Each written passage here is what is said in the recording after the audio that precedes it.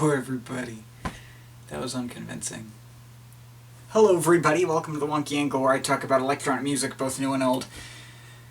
And I guess I'm doing another video where I talk about pop music. So, 2017, I'm not sure if it was a worse year than 2016 necessarily. Like, last year stuck out so much because it started out so innocently and was such a consistent downward spiral into insanity. 2017, meanwhile, just kind of flatlined at the bottom of the barrel with a couple of moments that made me question why I even bother with anything. We lost Robert Miles and Walter Becker, which honestly hurt me personally more than any of the celebrity deaths last year. The FCC decided they wanted to ruin the internet forever, even though they haven't succeeded yet, and there is no context in which that is not worth bringing up. I got to stay in the hospital one day early on this year because I physically couldn't swallow. Nearly killed myself recording a review. And last night I found tiny leaves in my water bottle that I have no freaking clue how they got there. I changed out my water bottle again though, so... As for pop music though, I mean... there have been good years and bad years to be Todd ripoffs, and 2017 was a really bad one. It wasn't a year where all the pop music was really terrible, that'd still probably make it a good year to be a Todd ripoff, but no, 2017 was just a boring year for pop music, in which it was really difficult to give a shit about anything. I mean, two most popular Todd ripoffs I know decided they didn't even want to bother anymore, and yeah, I absolutely do not blame them. This year the good stuff was good, but not necessarily great, and the bad stuff was bad, but not necessarily horrible. Everything was very meh. Really, I was not at all excited to make this video, but hey, my annual Todd ripoffs are a really easy and safe way for me to bring in a lot of views, so to hell with it. I'm doing it anyway. So disclaimers, as always, everything in this video is just my opinion and you can feel free to disagree with it. I mean, if you like these songs, that's fine. I have no intention of changing your mind. And obviously I'm also an electronic music reviewer and not a pop music reviewer. I mean, I do like pop music enough to make these lists every year, obviously, but I don't listen to the radio. I'm basically immune to overplay. I say that, well actually, I was less immune to overplay this year than previous ones. There were a couple that really got on my nerves, and you will hear about that in this video. And before you ask, no, I am not putting Jake Paul on this list. He is not deserving of further attention, thank you. So without any further ado, let's get right into the top 10 worst hit songs of 2017. So before we get into the list proper, here's the dishonorable mentions. I want something just like this. Well, the Chainsmokers continue to be a plague on humanity as always in 2017. Well, okay, the song isn't nearly as bad as their other stuff, mainly because Coldplay happens to be there, and the whole band, not just Chris Martin, has seen on the admittedly pretty good ending to the track with the guitar solo and everything. I'm just still kind of at a loss for words on why Coldplay agreed to share the stage with the Chainsmokers, just repackaging Roses and phoning it in as always. Why does this exist? It's the money.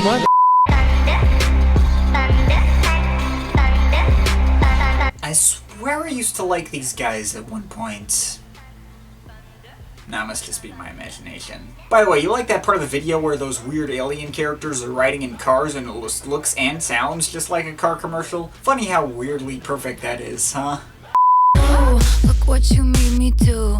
Look what you made me do. This almost made the list proper, but I kind of find it too hilarious to really piss me off. It almost capitalizes on the same appeal that Me Too by Meghan Trainor had last year, but wasn't quite as catastrophically stupid. I mean, it comes close, but unlike Meghan Trainor, I know exactly what Taylor Swift was going for here. If there's anything new I might be able to add to the discussion at this point is that have people noticed how weirdly aggressive the marketing for this album was? I remember seeing this album advertised on UPS trucks. When the album was released on iTunes and advertised in the top banner, it didn't just say new album, it said buy the album. It's almost like she was kind of insecure about whether this new image was going to work, but yeah, this doesn't piss me off enough to make the list.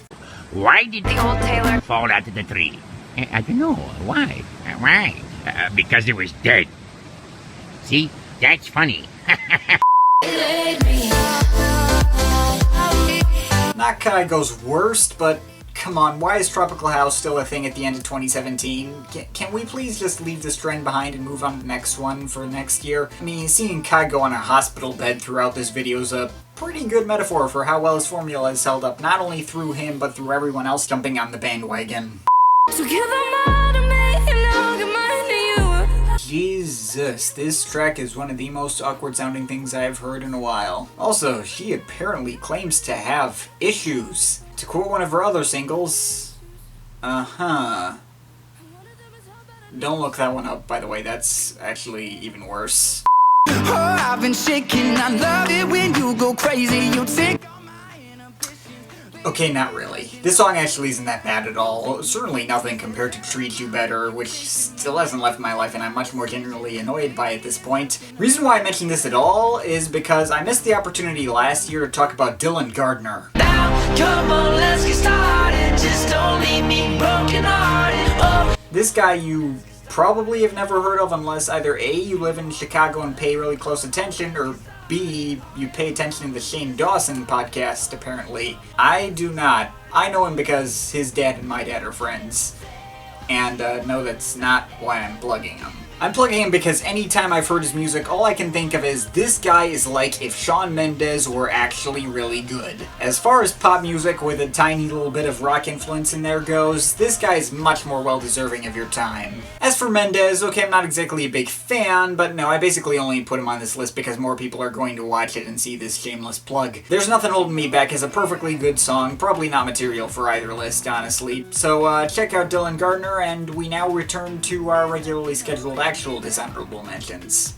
Gucci gang, Gucci gang, Gucci gang, Gucci gang, Gucci gang, Gucci gang, Gucci gang, Gucci gang. Not really sure what to say about this thing. I mean, there's nothing for me to like about it. Nothing really of substance in this thing at all. It didn't make the list proper though because it doesn't piss me off or get into my skin in any way for some reason. I'm not sure why. This wasn't a hit, but if it was, it'd be pretty high up on the list. Seriously, one of the worst drops I've ever heard, and I've heard a lot of bad drops in my time. Alright then. So, you know, out of those 7 honorable mentions, there's only 2 or 3 I genuinely really dislike, and one of them isn't even a hit at all. See what I mean about this year being difficult to care about anything? But okay, it's time for the list proper now. These are the ones that really got under my skin.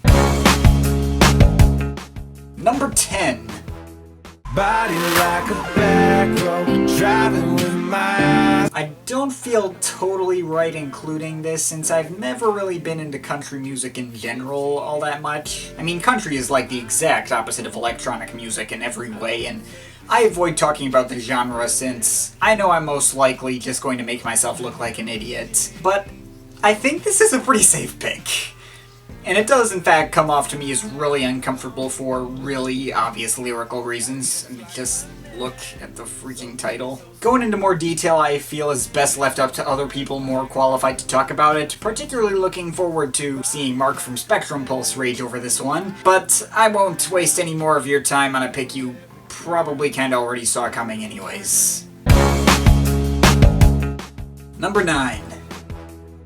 Okay, gotta make up for the country by picking on an easy target, preferably electronic. Hey, did Getta get any hits this year?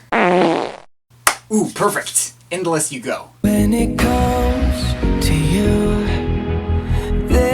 Well, this was a collaboration I'm honestly surprised it took this freaking long to get to. Getta always takes whatever bait will keep him relevant. Seems Justin Bieber finally allowed him to share some success.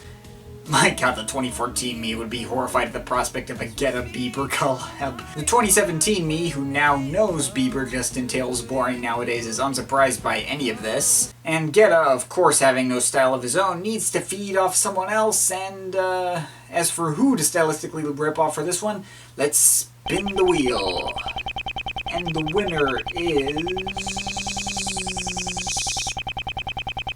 Martin Garrix.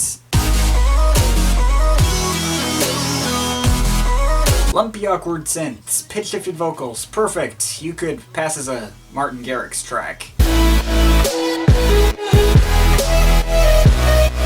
Scared to Be Lonely wasn't that bad, by the way. And honestly, that's also kind of true of Geta. He is capable of much worse than To You. This is inoffensive by his standards. Could be worse. The hit could have been Dirty Sexy Money, which is just as good as that title makes it sound.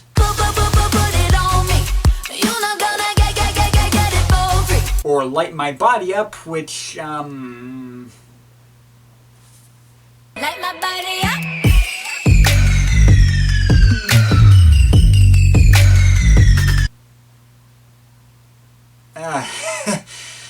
Geta is fucking dreadful as always. Looking forward to that upcoming 7th album where I get to tear you a new one again. Number 8. One Direction. They were a thing once. And we dance all night to the They were an easy target a few years ago, and now all 5 members have tried to find their own separate path in their solo career, and they've all formed distinct personas that I now know all their names. Something I never would have believed would happen in 2013. Zayn Malik, the pretentious edgy R&B guy. Harry Styles, the throwback rock guy. Niall Horan, the acoustic singer-songwriter guy. Louis Tomlinson, the boring guy. And Liam Payne, the clear loser in the solo career sweepstakes. You know I love it when the music's loud, but come on, strip that down for me, babe. Okay, maybe Louis Tomlinson is the loser since he's the one I care about the least by far, but the running theme of this video is songs that get under my skin and make me feel uncomfortable, and my god, every little part of my body hates this. Whenever I hear this track, I feel like my personal space is being invaded. Just imagining this boy band kid looking at me in a totally pervy way, like, put your hands on my body. Ed Sheeran's Shape of You infringed on similar territory, though it doesn't bother me nearly as much. Whenever I hear it, all I think is, geez, can we give Tropical House a rest already? And Zayn didn't bother me either, though there was no connection between the music and the sentiment there, so I mean, Liam Payne, I feel like he's trying for smooth and teasing or something, but it's always come off to me more as... Take your damn clothes off! And I suppose it doesn't help that every little sound in the production I've heard a million times. The gang vocals, the stock snaps, the creepy little xylophone things. Okay, actually that's kind of new, but yeah. I mean, at least the instrumental fits what he's talking about, but I don't know, maybe this works for other people because of that, but for me, maybe it fits too well and sticks out. I don't know. I don't want to talk about this one anymore. Can we move on to something less gross? I said less gross, fucking hell. I don't feel like my personal space is being invaded by this one, though it's less pleasant an experience, more a pit of my stomach bad. I'll avoid the obvious lyrical points and serious need for someone else besides Kodak Black to deliver the political message. People want separation of art and artists, and I'll give it to you. There are better people to discuss that topic and already have, but to hell with the lyrics. The track just sounds like complete ass. The beat is like Mask Off, but a lot worse, and Kodak's voice just sounds gross and unpleasant. And that's basically it. Let's move on to something actually less gross, please. Number 6. Well, okay, I'll give you this one isn't gross, but, I knew I loved you then, but you never know. What to say about this one? You're boring, and you have a bad voice that is hard to listen to, and you're boring, and the 4 chords of pop are boring, and the stock snap that you hear in every song these days needs to stop, and it's boring. I got nothing. Next one. Number 5. I have no idea what the general consensus on this one is. I don't think that many people hate it, really. Well, besides me. Got this one. In Malibu. Yeah, I'm sure some people are gonna be like, wait, really? This one? This wasn't that bad. Ordinarily, I'd agree with you. I don't hate it on principle. I mean, I've never really cared that much about Miley Cyrus's image or think this is a betrayal of her edgier side she'd explored previously. I'm just glad she's not talking about why they put the dick in the pussy anymore. Why they put the dick in the pussy? Fuck you. How the fuck is that even real? And now she's shed all of that edginess entirely. Cool, I guess, if that's what you want to do. Not that this comes off more natural to me, but I don't know. I mean, I grew up on Party in the USA, Miley, so that's what I always think of when I think of her. Sure, the way she talks about jamming to Jay-Z is kind of dumb and cringeworthy, but I at least believe it. Who am I to criticize what she should and shouldn't listen to? But all that aside, the real reason why this is on the list is just because of Miley's voice. At first this was going to be low on the list purely because the way she says Malibu ticked me off for some reason. Malibu. When I actually sat down and listened to it, I started to realize that basically every inflection in her voice was completely rubbing me the wrong way. Hoping that you'll stay the same and nothing will change and it'll be us. I had never noticed that before. I mean, I didn't listen to the Dead Pets album because, I mean, I don't think I really need to explain why. I mean, this came from someone who never really cared about Miley enough to listen to her in the first place, so maybe this is a breath of fresh air for some other people. But God, does this song get on my nerves. End of story. Next one. Number 4. When I make these lists, I always wait until the Billboard year-end charts are released to really start working on them. Not because it's a criteria to qualify for the list, I kind of keep the criteria vague to give myself legroom to do what I want with these videos, but more to help me get ideas on what to put on here in the first place. Sometimes I find a track on here that I wouldn't check out otherwise, like this one. I knew it existed for a while, but never actually listened to it, and what the hell is this?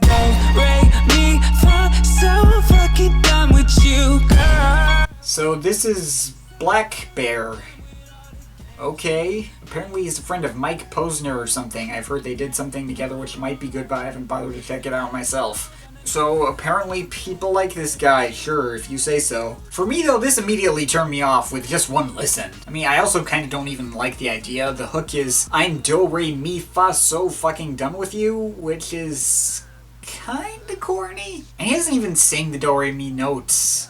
But again, this made the list just because it sounds like shit. The production just sounds bad. It's like, this song sounds like The Hills by The Weeknd if someone like me were to do karaoke on it and actually take it seriously, which I probably could not do myself, but whatever. I don't know what else to say besides, I've listened to this like 3 times before making this video, and that is 3 times more than I probably ever needed to hear it. So, next one. Number 3. Well, now I've bagged on a bunch of people I'd never have listened to otherwise, I think it's time to talk about something that's closer to my comfort zone. Already picked on Guetta, so that leaves me with the other easy targets. Chainsmokers. You were staying in Paris to get away from your parents, you look so proud. The Chainsmokers. What a glorious year it was for these guys. They rode off the success of these 2 hits this year, this and the Coldplay one, which I already mentioned, and we really got to know lead singer Andrew Taggart pretty well. He goes to Paris to stay away from your parents, which is a thing that lots of people do, I guess. And he thinks this makes him better. Okay. They released a full album entitled Memories Do Not Open, and it was absolutely amazing. Stunning work. I was definitely blown away by it. No album I've heard since David Guetta's One Love had me laughing this hard this consistently. These guys brought on Emily Warren to shit on them and then take it back 2 songs later. They brought on Florida Georgia Line to tell people we're all gonna die. They talked about how a girl wants to fuck Andrew Taggart back to life. Yes, that is a real line. She tries to fuck me back to life. How can I help it if I like the way she makes me feel?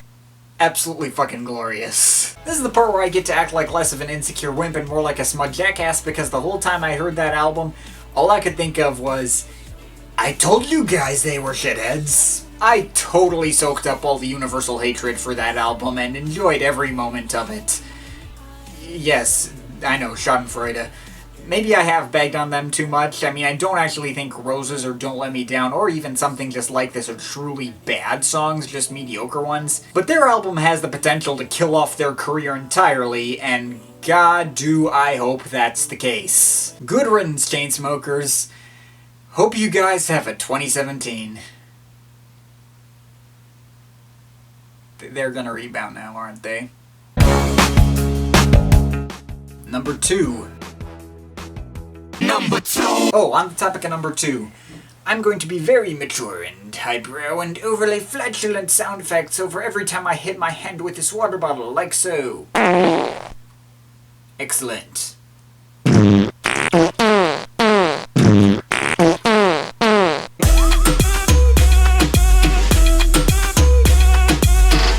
This was an obvious pick. Once again, I don't really have anything new to say here, but Jesus Christ, stop that freaking sample already. That plays through the whole track and never stops and is really badly placed in the first place. What the hell were you even thinking? You know, I kind of thought about putting Despacito on the list a while ago since that got so much more overplay and kind of pisses me off to a similar degree. Though that's after months of hearing it in lots of various places and getting really sick of it. Liable to wear off in the coming years. I was sick of Mihante partway through hearing it the first time. Oh, but my brother got even luckier because he works at a bowling alley where they play the same playlist of EDM songs over and over and over for hours, and this was in it. I heard it myself firsthand. Here's what he has to say about it. Hey, Johnny. What's up? What do you think about that song that goes...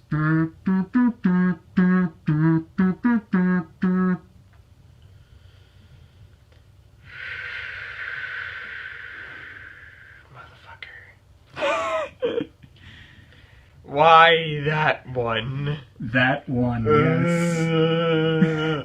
No! Bad touch. Don't want that. Cool. Okay, thank you. And finally, number 1. So, before I even started this list, I kinda already knew what my number 1 pick was going to be. There was one track that I couldn't take. Yes, overplay factors into it for sure, but my god, there was no track this year. Not from Guetta, not from the Chainsmokers, not from anyone that pissed me off more. And didn't even start out that way. When I first heard it, I thought it was just okay. Bit of a step down from a band I previously thought were kinda good. Though as the year went on, it went so far downhill that the band who came up with it has basically become a punchline in some of my regular reviews. So, ladies and gentlemen, Imagine Dragons.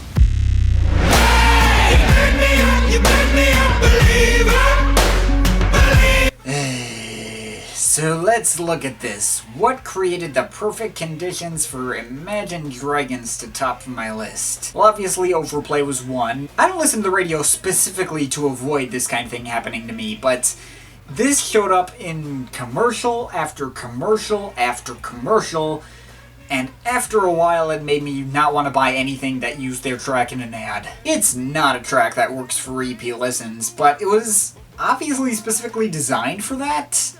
It's meant to be trailer music. It's meant to be used in all these freaking ads. Unless there was some kind of emotional sentiment behind this. If you could point out one to me, that'd be great. Even their other hit this year, Thunder, at least had an emotion or attitude connected to it. That whole rise above and conquer feel, I guess. And it was at least interesting, if not the most listenable. But as I've said in the past, in order to most easily get in my bad graces, you need to be loud and boring. And I haven't heard a track in a long-ass time that had so much loud and boring in it.